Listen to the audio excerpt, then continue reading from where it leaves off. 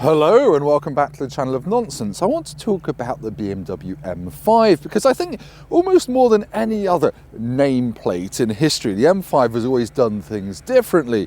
The originals, E28 and E34, were both inline sixes, but then the E39 came along with that thunderous 4.9 litre V8. Then we had the E60, which is the howling mermaid that drags used car buyers onto the rocks of bankruptcy. Then we had the F10, the first turbocharged M5, which is now beloved of teenagers in Bradford. Then we had the G30, which added four-wheel drive into the mix. They're rubbish, they're really bad cars.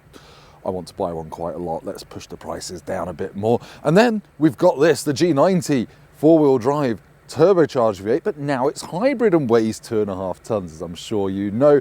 It's designed purely to make anyone with a Piston Heads forum login who can't afford one anyway froth at the mouth while sitting in their mum's spare bedroom. But is it any good? Let's end this overlong intro and find out. This new M5 also adds back into the range the option to have it as the estate, the M5 Touring, which hasn't really existed since the days of the E60. £110,000 though is punchy, but when you adjust for inflation, it's actually about the same price as the previous generation M5 in competition form. Admittedly, this press car has got one option, and it's the ultimate pack. It's £22,000 for this option pack. You get the carbon ceramics with those delightful gold calipers. You also get carbon fibre bits on the outside.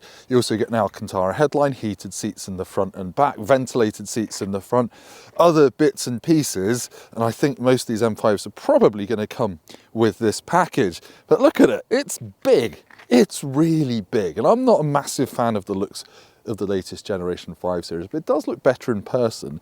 You've got the light up twat grille, which I'm not a massive fan of. LED headlights, obviously, because you're spending six figures. The world's biggest bonnet, the engine is about there. It's really far back in the engine bay. Now, as I'm sure you're aware, you know this car weighs 2.4 tons now because of the battery and the hybrid system.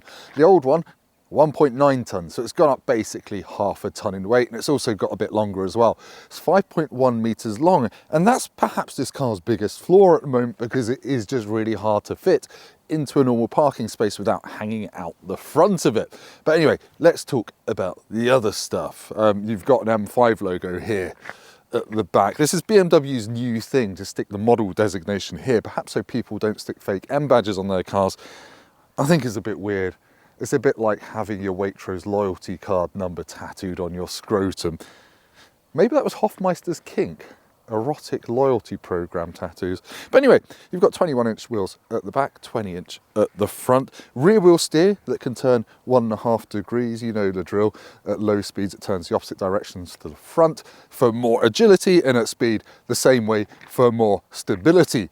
Carbon fibre roof. Yeah, obviously lots of fancy differential stuff. And I should read out a little bit from the press release that is pertinent here. It says, traction, agility and directional stability all benefit from near actuator wheel slip limitation and the networking of all control systems within the integrated transverse dynamics management setup. All you really need to know is that to open the fuel flap, you've got to press a button in the car first, which is really annoying. You can't just go like this. Transverse my arse. Look how big this bonnet is. That's got to be one of the biggest pieces of sheet metal on any modern car. And it houses some pretty interesting stuff. So the 4.4 litre turbocharged V8 is back, here with 585 horsepower, which is 40 horsepower less than the old M5 Comp, 50 horsepower less than the M5 CS super duper special one. So yeah, it's got less power, but obviously we've got a hybrid system now, which gives it an extra 200 horsepower. In total, you've got about 730 horsepower and 1,000 Newton meters of torque, 8-speed auto, 0 to 60 3.5 seconds, which is half a second slower than the old one. And there's a picture of a witch's hat. Hang on, I've been distracted. Yes, 189 miles an hour flat out with the M Drivers pack, which I think all the UK ones get as standard, otherwise it's 155 miles an hour. It's still really fast, unsurprisingly, as we'll find out in the driving bit. And yeah, wobbly bit of plastic, as is standard, and it is nice and warm. I'm really not. Why does it have a witch's hat? Answers in the comments. Okay, the interior is clearly based on the latest 5 Series, which means you get the big twin screen setup, flat-bottomed steering wheel, the red line at the 12 o'clock position, and M1 and M2 buttons, those red buttons that you can see there. You can customize them to all of your driving modes, and you can set up everything on this car, from the gearbox ferocity to how it regenerates electricity, the diff, how many wheels are driven, all that kind of stuff. And that's all done through these menus and all of these buttons down here. I'll talk about those more in the driving bit, but in terms of practicality, you've got loads of storage down here, you've got decent door bins, the glove box is a bit mediocre, and it's a bit, I don't know, it's getting a bit Mercedes in terms of the chintz factor. This light up strip along here, that changes colours depending on driving mode. It's kind of okay, it's kind of quirky, but I don't know, it doesn't feel as nice inside as the old 5 Series. It's hard to quantify why really, but I did just prefer the kind of material choices and build quality in the old M5 over this one. But yeah, that hi-fi system is amazing. You've got a rimless rear view mirror and Kyle Army orange seats in this one. The bolsters are starting to get ever so slightly worn, and this car's only done 3,000 miles. Wireless Apple CarPlay and Android Auto, twin wireless chargers down there. Actual iDrive knob with M on it to remind you you spent 133 grand or lease payments towards that. And that's about it really. Oh yeah, head-up display as well. Now you might be thinking you're going to use the M5 as a family car, and you can. Child seats fit in here nice and easily. You've got ISOFIX covers behind some flaps here. As a 6'3" adult, foot space is a bit tight when that seat's at its lowest. Headroom is fine, and otherwise it's okay in here. The Ultimate Pack adds roller blinds on the windows, and also you've got wowers and built-in sound system. It's quite nice back here. You've got a bit of a transmission tunnel, obviously, because it's sending lots of power to the back wheels. It's not the roomiest, but it's sort of okay. You just have to choose how you drive with your kids in this, because you could unberth them with so much acceleration that you push them back up the birth canal. So be careful about that. The bum of the new M5 is reasonably interesting. You've got a carbon fibre spoiler on the lip there, 100cm diameter quad pipes to show you that it's an M5. You've got a boot, which is actually smaller than the one on an M3 Saloon, because it's a plug-in hybrid. Still, 466 litres, it is big. It's just got these annoying intrusions at each side. It's not got a very nice, flat, boxy shape to it. You can stick a tow bar on it for 1,200 quid, and then you can tow 2 tonnes, and it's got an electrically closing saloon boot lid, because I don't know why. Now, as a bit of a treat, the driving bit of this video I actually filmed earlier today while I was down at Beachy Head on the south coast, where there are some slightly twisty roads rather than the 40 limits of Surrey. So let's head there now. Then we'll come back for a conclusion. This video's all over the place. All right, let's go for a drive in the new M5. You fire it up. There's no V8 growl normally, but I've run the battery quite low. So yeah, it normally starts up just in silent electric mode. Then you put it back into D, and then work out which mode you're going to want to use. So on the hybrid side, you've got electric only mode, dynamic modes, charge hold mode, all the usual stuff. So I'm going to put that in let's put in dynamic plus, shall we? Then you've got your M modes on top of that, road, sport and track, which changes the lights and turns off some of your assistance systems. I've just set up M1 to be fast and comfortable. So let's use that. And then find out what it's like to drive. So it's a big car, as I might have mentioned. It is wide, it is long, and on narrow British roads, do get used to it, it feels like a bit of a monster. But then you put your foot down and it is, well, it's very, very fast. 0 to 62 is 3.5 seconds. Now, the last of the old M5s, the F90 I think it was, the CS, that was 3 seconds flat to 62. This is half a second slower, but it doesn't really feel it when you're on the move, because that electric motor does do a really good job of filling in any gaps in the 4.4 V8's power delivery, of which there are very few, it has to be said. But the most impressive thing for me is the fact that you just don't ever think you're driving a 2.5 ton car. There's very little body roll. The adaptive suspension, it isn't air suspension, it's just normal steel springs.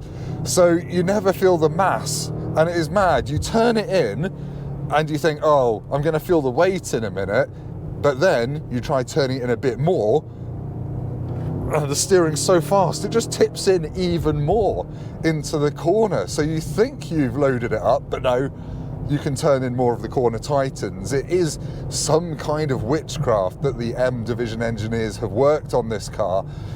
I didn't expect it to feel this much like an M5. but it really does. The four-wheel drive system is still rear biased, even if you've not got it in four-wheel drive sport mode. And that's warning me that a car might be about to crash into me. It wasn't. And then obviously you can put it in rear-wheel drive mode as well, but you have to disable the stability control. There's M dynamic mode, which allows for a bit more rear axle slip. That's quite good fun, I like that. But really, it's just a really adjustable car that can be comfortable.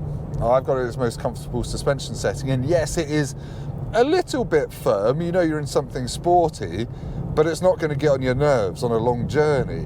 When I drove the previous generation M5 competition, I thought that was just too firm to be a family car. This isn't. This does soak up the bumps better than that car. So it's a really extraordinary package. It's shockingly, shockingly fast. And it's really at its quickest almost when you boot it from 70. Not that you should be doing that, but it'll get up to autobahn speeds faster than your driving license can catch fire and get in the sea. So yeah, I'm very impressed with the way this drives. You can feel the rear wheel steering as well. It feels nimble. It feels way more nimble than a 5.1 metre, 2.5 tonne car should feel. And you've just always got performance on tap. I have got the hybrid system and gearbox out once or twice when I was in one of the more mundane modes and I wanted to go for an overtake. But otherwise, you just put your foot down and it absolutely sends itself towards the horizon. And you can pull the left-hand paddle to put it into a boost mode.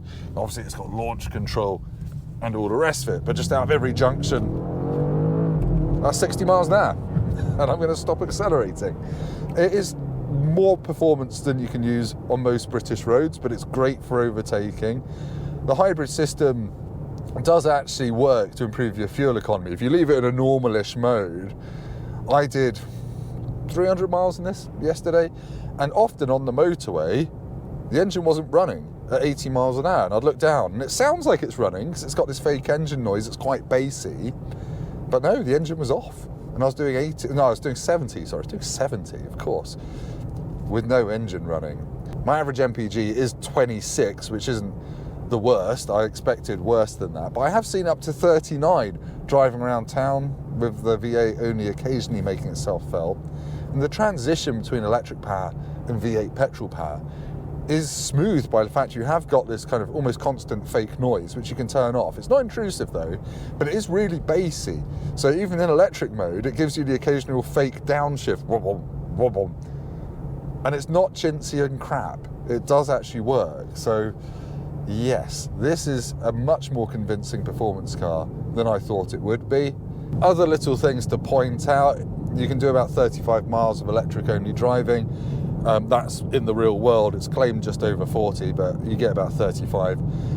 The infotainment system, you can turn the speed limit warning off, but it's easiest just use the voice commands. Disable the speed limit warning, please. Okay. I will deactivate the warning when exceeding the speed limit. This function will be automatically reactivated upon the next start. I never break the speed limit though, so no problems there. Right, time to sum up my thoughts on the latest plug-in hybrid M5. It is brilliant. It is brilliant. It does still feel like an M5, perhaps a slightly waftier, more limousine-y M5, but it can still really attack corners and attack twisty roads, and the firepower is never in doubt whatsoever. So don't worry about, on paper, it looking a bit slower than the old one. It's ballistic. Dislikes, some dynamic foibles on cold tyres. Obviously, even in four-wheel drive mode, you do need to be slightly apprehensive because it will step out on roundabouts and things like that, but it looks after you. I don't like how light the accelerator pedal feels, especially when you're in dynamic plus everything. The throttle response is just way too sharp and you end up whiskey throttling it. But otherwise, you can't really feel the weight when you're pressing on, at least on the road. It's comfortable, it's practical, it's bloody fast. It's another very good M5. Would I have it over the previous generation one? No. But anyway, there's a tractor coming, so I'm going to go. It's not a tractor, it's someone doing fly tipping. Thank you for watching this video. If you've liked it, please hit like, subscribe to the channel, go down to the comments and leave me the German word for what a lovely lorry that is in the back of your shot, Tim. Goodbye.